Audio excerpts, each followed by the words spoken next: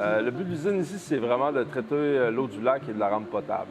Alors, Sébastien Tremblay, chef opérateur en filtration et épuration des eaux à la ville de Roberval. Je m'appelle Olivier Gruffiez, je suis opérateur en filtration et épuration des eaux pour la municipalité de Roberval.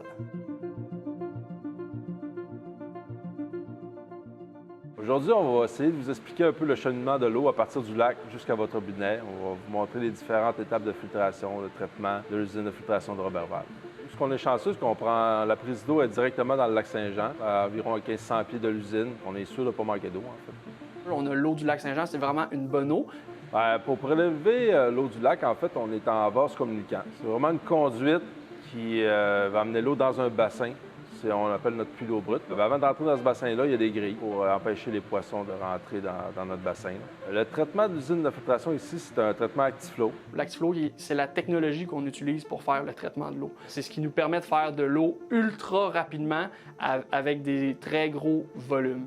Comme on dit, là, tout ce qui est matière organique et métaux qui causent la couleur dans l'eau du lac Saint-Jean va pouvoir s'agglomérer. Un coup qu'on a prélevé l'eau brute, en fait, on va injecter l'alun et on va ajuster notre pH de coagulation en rajoutant de la chaux pour faire monter le pH, car l'alun, c'est acide. Le procédé va se passer dans 4 bassins distincts. Ça va être le pré-mélange, que là, c'est vraiment la réaction l'alun avec la chaux qu'on vise un pH. Un coup qu'on a atteint notre pH, on passe dans le bassin d'agitation.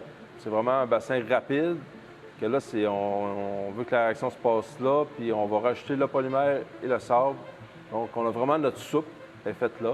Après ça, on va transférer dans le bassin de maturation qui, lui, va brasser tranquillement. Ça va former un genre de floc qu'on appelle dans le langage, qui est une boule, une particule plus grosse. Dans le floc, on retrouve l'alun, le polymère et le sable. Donc, les 3 produits chimiques ont réagi ensemble.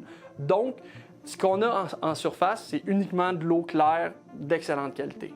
Après la filtration, en fait, tout ce qui reste à faire, c'est chlorer l'eau et ajuster le pH. Le but du chlore, en fait, c'est vraiment pour désinfecter, tuer les virus, s'assurer que l'eau est potable. L'usine a vraiment une technologie qui fait la désactivation des virus et qui enlève toutes les bactéries dans l'eau. Fait que l'eau qu'on boit, elle est vraiment bonne. On serait capable, si l'usine est en arrêt, de subvenir aux citoyens pendant environ 24 à 48 heures. Là. On a quand même une bonne réserve d'eau. En 2018, on a fait l'acquisition d'un nouveau programme informatique qui relie toutes nos stations de pompage, nos postes de surpression, l'usine de filtration.